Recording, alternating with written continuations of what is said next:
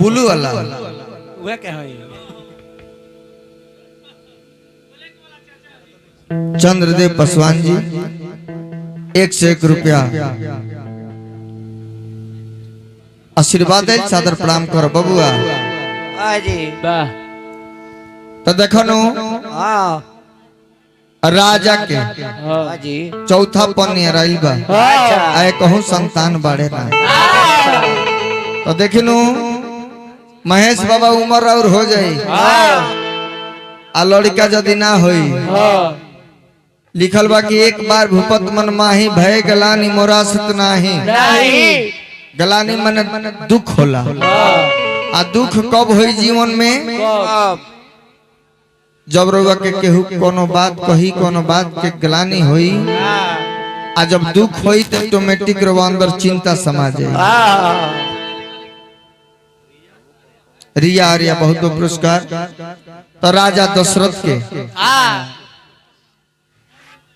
अयोध्या के नियम रहे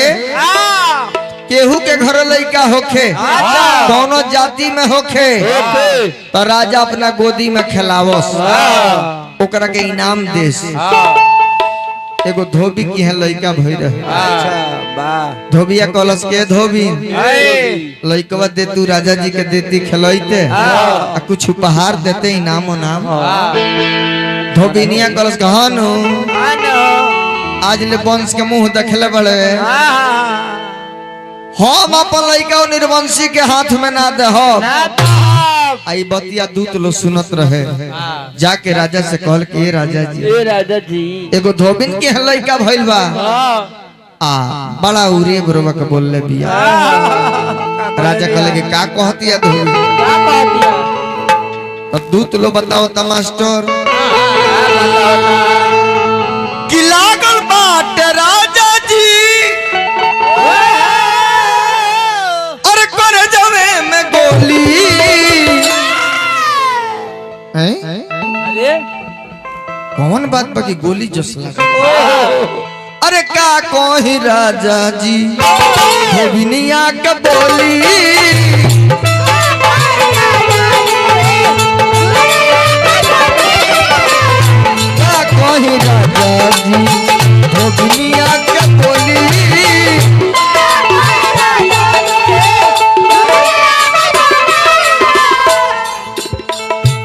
राजा कहले कि कौन है बात पा तो दूत लोग बतावे लगल धोबिया के घरे एगो लड़का जन्म ले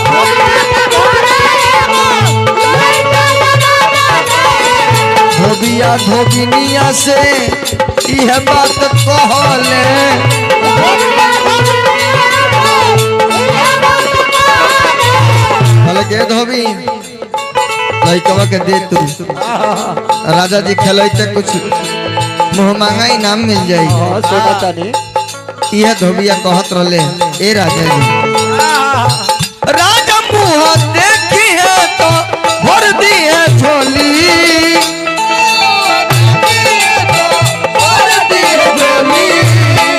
राजा मुँह देखी है तो भर दी है झोली अरे का कोही राजा जी धोबिनिया के बोली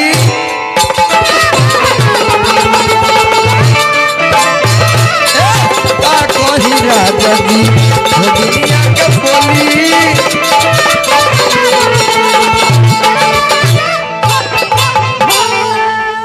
जब धोबिन के बात सुनले तो राजा के बड़ा दुख भइल तकलीफ भई और लगले मन में सोचे कि आज एगो लड़का रही तो एगो जात के धोबिन हमरा के ताना मार दलो हमरे राज के आज लड़का रही तो धोबिन के मजाल कि हमरा के निर्वंशी कह दी ये बात के इनका मन में बड़ा दुख भइल और दुख के कारण ई बनल कि उनका मन में चिंता होखे लागल कि आखिर हमरा कुल के दिया जरी तो कैसे जरी हमार खानदान कैसे चली और यह बात के सोच के आ चलल कहाँ गोस्वामी जी चौपाई में लिखले बानी एक बार मन माही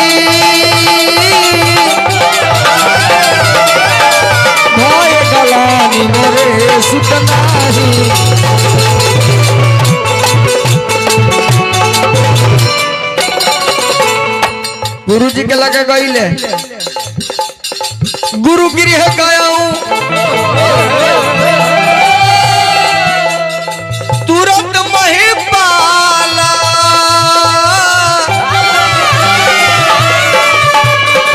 चरण लागी कर विनय विशाला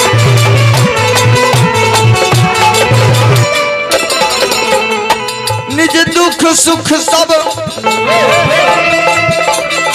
गुरु ही सुनायो कह वशिष्ठ बहु विधि समझायो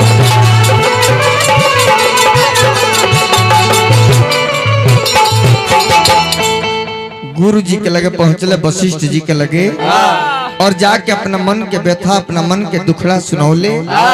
अकल की हे गुरुदेव हम यही खातिर वाला लगे आइल बनी कि कोनो ऐसा उपाय करी कि हमरा खानदान में हमरा कुल में एगो लड़का हो जाओ रोवत हमरा परिवार के बारे में सब जानता है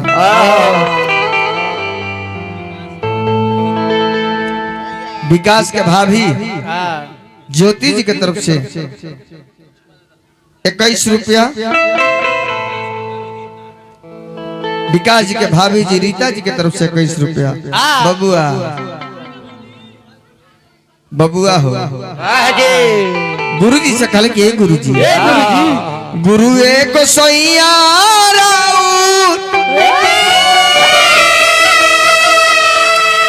अरे परतानी पैया रौरा जानत बानी हमरा खानदान के बारे में बस छिपल बा विकास के बबुआ लवकुश जी की तरफ से बहुत बहुत पुरस्कार ए बबुआ तो गुरु एगो सैया अरे परतानी पैया रौरा जानत बानी तो रघुकुल के सगरो कहानी रौरा जानत बानी रघुकुल के सगरो कहानी रौरा जानत बानी ए बाबू घरवा में बाड़ी हमारा अरे 3 गो रानी रौरा जानत बानी घरवा में बाड़ी हमारा 3 गो रानी रौरा जानत बानी नमो 3 गो मेहरारू बाड़ी तबो गाँव जवार हमरा के निसंतानी को होता आ तो बोलो गवा को है निसंतानी औरा जानत तो बोलो गवा को है निसंतानी औरा जानत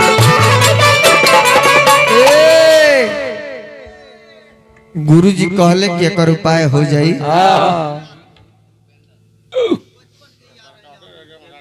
उपेंद्र जी के तरफ से बहुत बहुत आशीर्वाद गुरु जी कहले कि एकर उपाय होई लेकिन एकर खातिर तरह को सुंदर जग करावे के पड़ी धरहु धीर होई हे सुतचारी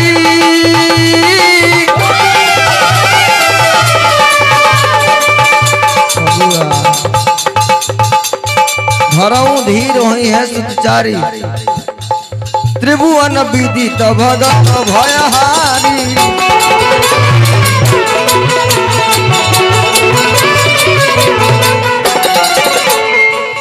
कहले कि एगो सुंदर जग करावो पुत्रवेष्टि जग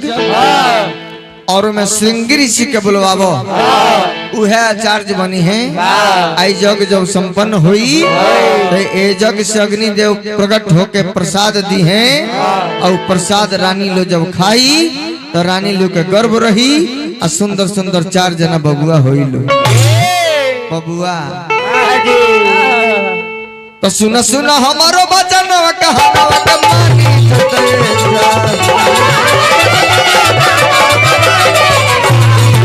सुना सुना हमारो कहना वचन मानी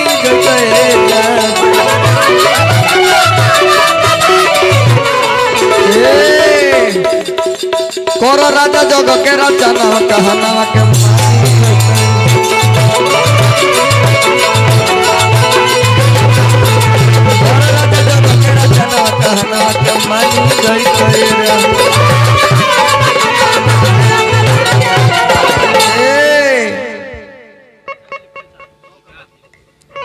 लड़का के बाबूजी है हूँ कहो विकास जी लड़का तोरे हो सो कौन गारंटी बाकी तरह होगा सर देखो सवेरे विकास जी तहार फोटो तरफ मलकिनी के लड़कन के तीनों के फोटो हम घींचब और मिलाई ओकरा बाद हमरा भरोसा होई तब लड़का तारा बगल बाकी मामा पर चलिए हमरा विकास बाबू बबुआ के पापा जी 101 रुपया दान करें माई से प्रार्थना शुभकामना खाती क्या बात है दोस्तों लवकुश बाबू की तरफ से शाम के तो जोड़े नहीं क्या लवकुश के माता जी ज्योति जी की तरफ से 101 रुपया ये भगवान के कथा पर आई हमरा ज्योति जी के सुहाग बन रहे भाग बन रहे बाल गोपाल सब खुश रहे ए बबुआ वशिष्ठ बाबा कहले कि राजन हमार बात मानो जग कराओ ए बबुआ तो कोरा राजा जग के रचना कहना के मानी जग करेगा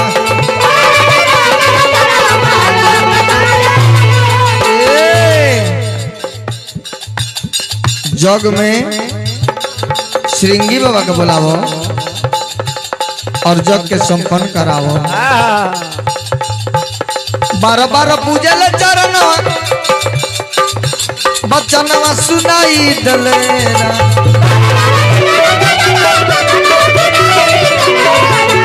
राजा बार चरण पर गिरा तरह कल के गुरुदेव रवा जौन कहब तौन हम करब लेकिन हमरा कुल में दिया चाहे 12 छुए ले चरण बचनवा सुनाई दलेरा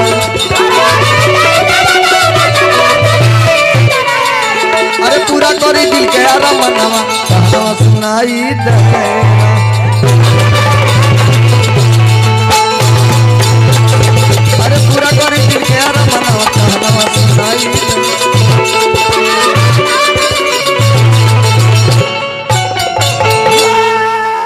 यह राजा आदेश मान के और श्रृंगी ऋषि के बुलवा के एगो सुंदर जग करौले पुत्र वेष्टि जग तो भइल का मास्टर जग भइला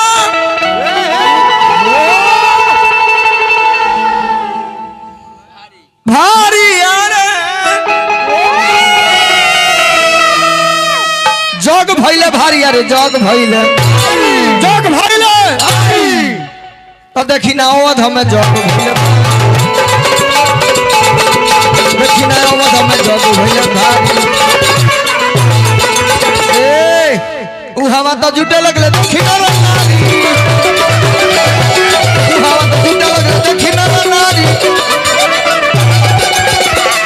किरंजा निराला गोवला अरे सभा में बिचारी जग कइले तो देखी ना राजा दशरथ देखी ना दशरथ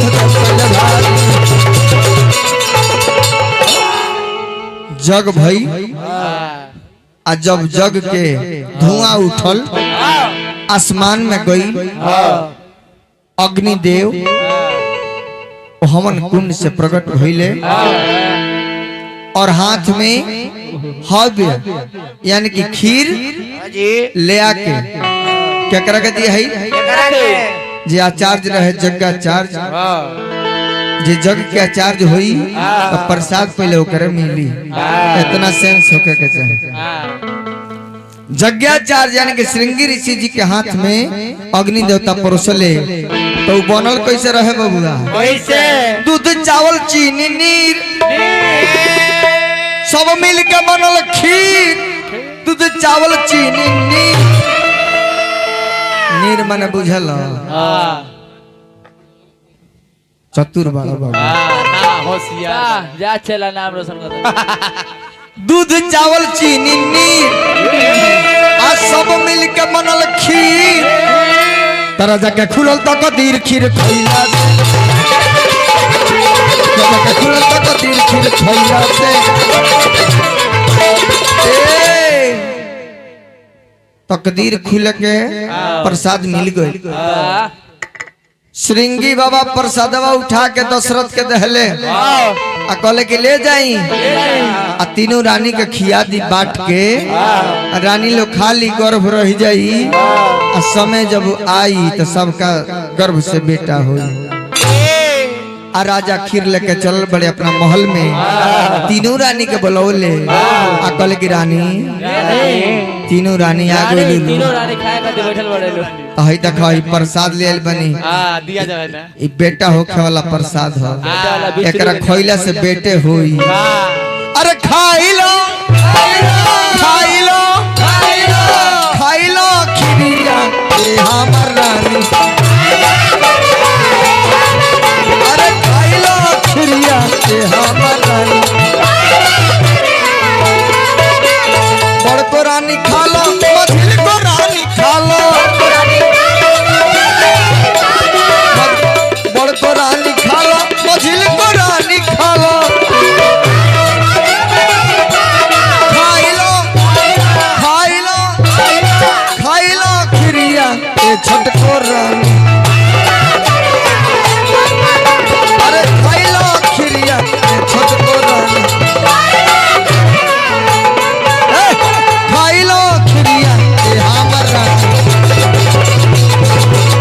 खाई लो खिरिया ए हमर रानी देखिनु कथा गावल जाई तो 4 घंटे में ना हो रही हां लेकिन बहुत कलाकार सब बने विपिन बहार जी अजय दिलदार जी मनोज माही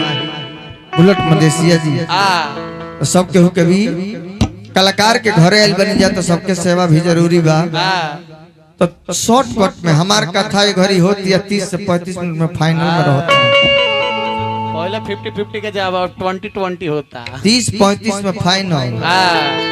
वो कथा कहाँ लमराई ले हां जहाँ भिड़ान हो जाला कहीं तो हां फंसाओ कोई तो फंसते जाई ए बबुआ तो राजा रानी के लेके पहुंचल बड़े खीर दहले हिस्सा लगा के तो खीर कैसे दियाइल बबुआ कैसे दियाई राजा जितना खीर रहे में सारा खीर के हां 2 भाग बनौले और आधा सीधे चल गई कौशल्या जी के लगे आधा जन बचल ओय में 2 भाग बनल और 2 भाग में एक भाग कई के दियाइल और एक भाग दियाइल सुमित्रा के बबुआ ए जब विशेष बात ई बा कि खीरवा सभे बराबर खाई मान के चलो तो काहे 2 जनी रानी के कहो गो बेटा भइले छोटको के 2 गो हो गो ए जब बुझे के बा कि कौशल्या के एगो के कई के एगो आ जगह हमरा विकास भाई बो के 2 गो भइल बा अच्छा ओइना सुमित्रा के जोड़े हो गए एने भइल बा विकास भाई बो के 2 गो ओने सुमित्रा के भइल बा 2 गो सटो तक न खस इहे सटा दो के बा बबुआ बिपिन कैसे रानी कौशल्या खीर लहली लेकिन खैली ना अपना हिस्सा में से आधा कह के सुमित्रा के दहली की सबसे छोट है दुलरवी है क्या कोई कहली कि बाप रे बाप बड़को दले बड़ी तो हमरो दियल फर्ज न बा हो इहो अपना हिस्सा में से दहली आ जौन सुमित्रा के खीर रहे उ लेके तो 3 हिस्सा न हो जाई तो 3 गो बेटा होके के चाहिए ए लोग के देवे से पहले उ खीर गायब हो गई रहे एकरा खातिर आनंद रामायण पढ़ब तो में मिली एगो परी रहे सुरबलोचना ओकर नाम रहे आ सब परियन में सुंदर रहे श्रेष्ठ रहे अपना नृत्य पर ओकरा इतना घमंड रहे, अपना सुंदरता पर घमंड रहे। एक दिन ब्रह्मा जी के सभा लागो रहे और ब्रह्मा जी के सभा में जाके ऑटोमेटिक नृत्य करके सारा देवता लोग के मती घुमा दलस। ब्रह्मा जी क्रोधित होकर श्राप दे दिलक, जो ते परी होके अपना सुंदरता के घमंड कैले हो, अपना नृत्य के घमंड बा, जो तोरा के श्राप देते नहीं ते चिल्होर हो जो। गोड़ पर गिर गइल कलश के, अब तो हमारा चिल्होर हो कहीं के बा हमार तन कैसे बदली। कहले कि एगो इंतजार कर जाके, एगो समय आई कि राजा दशरथ रानी लोग के खीर दी हैं, आ छोटकी रानी सुमित्रा के खीर जब हाथ में जाई आ जैसे वो खाए चाहिए तले खीरवे टप देले के चल दी। आ खीर तोरा खाए के नहीं खाए, खीर लिया के अंजन पर्वत पर जहाँ अंजनी बाड़ी उनका हथेली में गिरा दी है।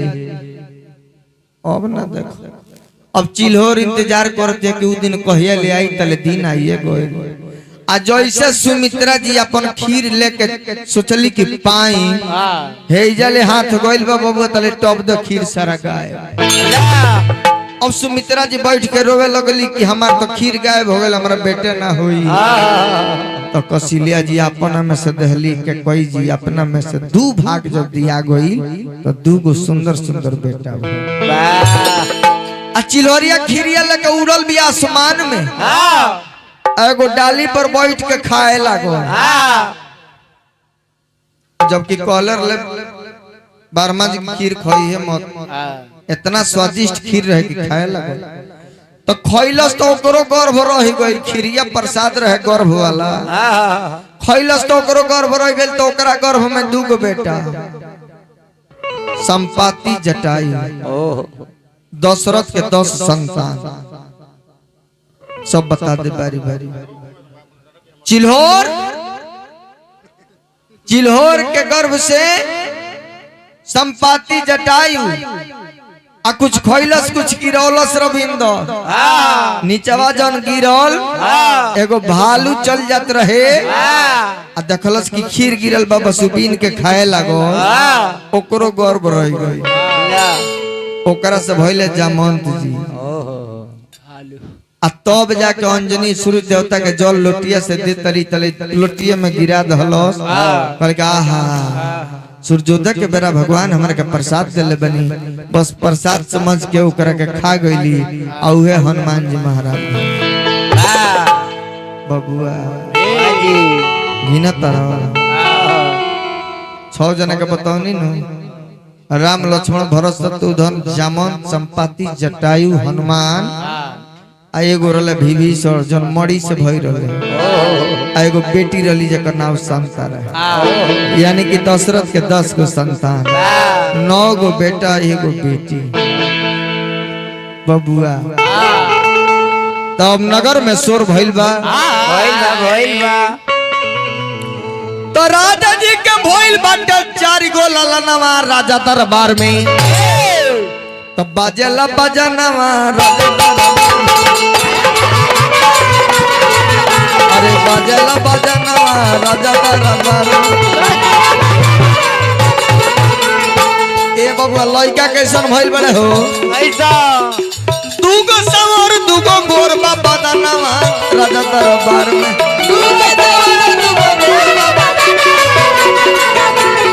2 गो सवर 2 गो गोर बाबा दनवा राजा दरबार में।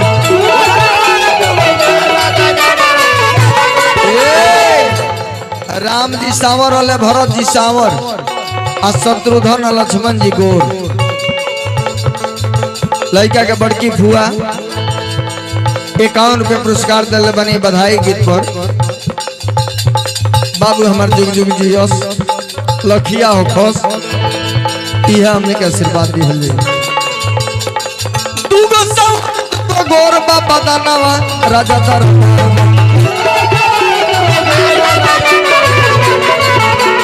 बाजेला बजनवा राजा दरबार, अरे बाजेला बजनवा राजा दरबार।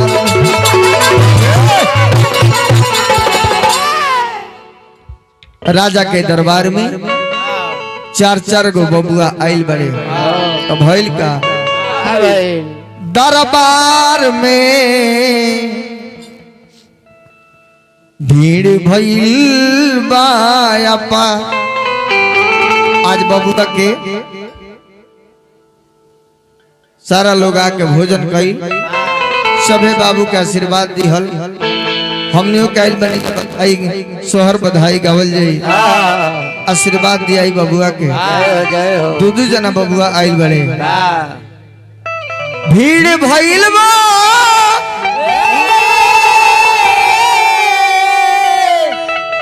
अपार नगर में। अरे भीड़ भइल बा अपार रे दरबार में। भीड़ भइल बा अपार भय प्रकट कृपाला दीन दयाला लीन मनु जायावता। भय प्रकट कृपाला दीन दयाला लीन मनु जायावता। बन के पवरिया भोला बाबा होखे लागल जय जयकार रे दरबार में। भीड़ भइल बा एक से एक गवैया लो जुटले। एक से एक लायदा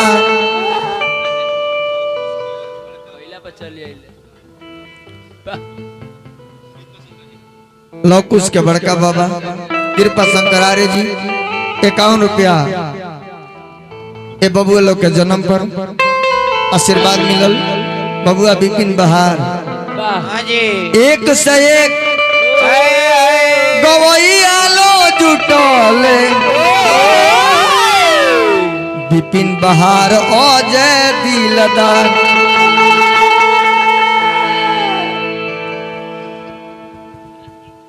रंजन निराला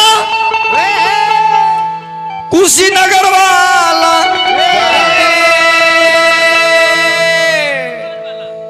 संगे आइले मनोज लायादार रे दरबार में।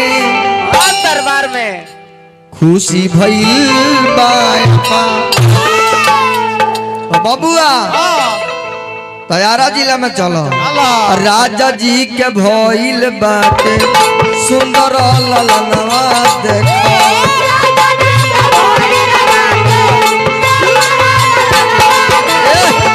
राजा जी के भइल बाटे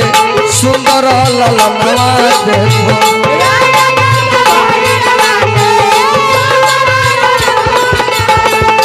राजा जी के भइल बाटे राजा जी के भइल बाटे सुंदर ललनवा देखो। ए छोटू बाबू विकास जी हो अब बाजता बजनवा देखो दुआरा आंगनवा देखो।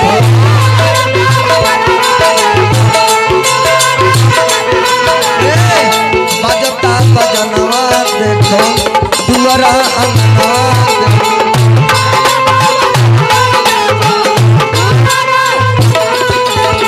बबुआ के बुआ जी 51 रुपया ये बधाई गीत बदले बनी। बधाई वाला लोग दिया जा। राजा रानी मिल के राजा रानी मिल के लुटावेला खजनवा देखो।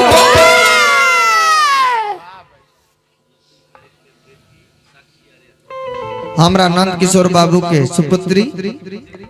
साक्षी आर्या बहुत बहुत पुरस्कार।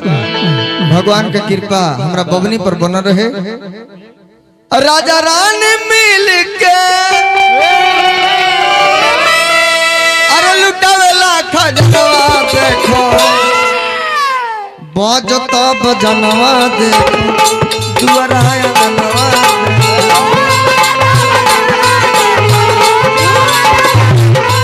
बजता बजनवा देखो दुआरा आंगनवा देखो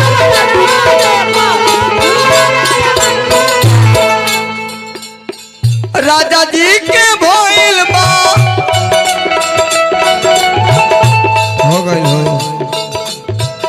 राजा जी के भइल बाड़े सुंदर ललना देखो बजला बजनवा देखो दुआरा अंगनवा बजता बजनवा देखो दुआरा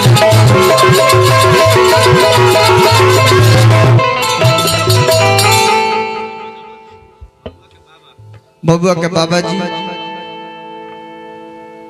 का नाम है बाबा जी भवन प्रसाद जी हाँ 101 रुपया ये बधाई गीत पर दहनी अब माता बहन लो झूठल बा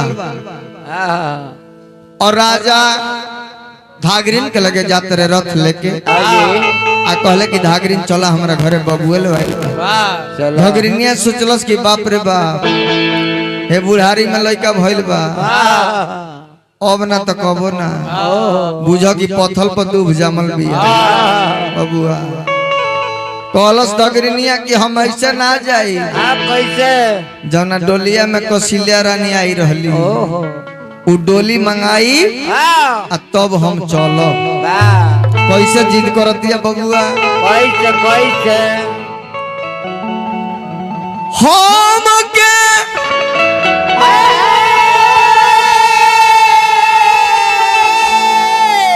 मंगा दिए राजा जी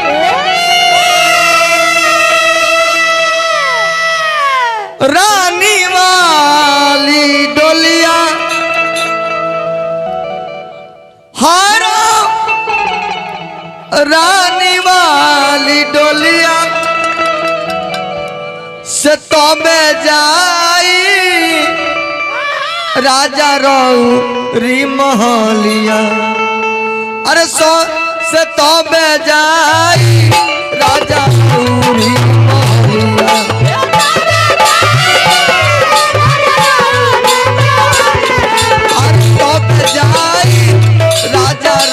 री महलिया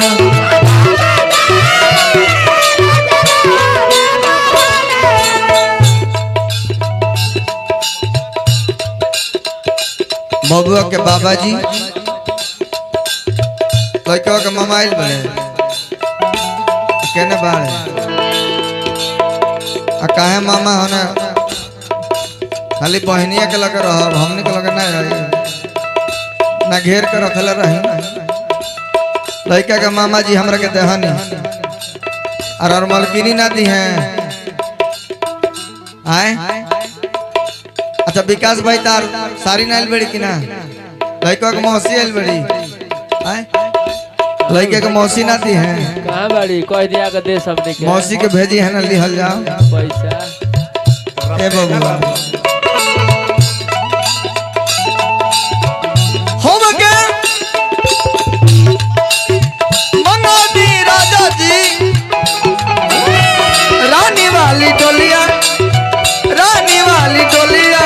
सत्ता पे जाई राजा रौरी महलिया अरे तब जाई राजा रौरी महलिया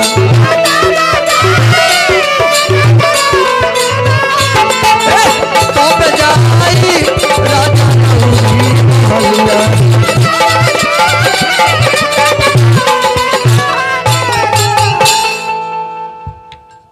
धागरिन आइल बड़ी और सारा माता बहन लोग जुटल बा सोहर मंगल गीत होता होता माता बहन लोग गाओ तो कैसे बोल कैसे कैसे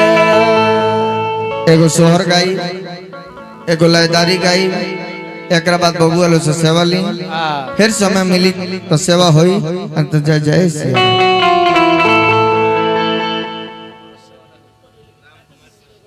राम कुमार पासवान जी इस शोहर पर 1 से 1 रुपया आशीर्वाद नहीं सादर प्रणाम करो बबुआ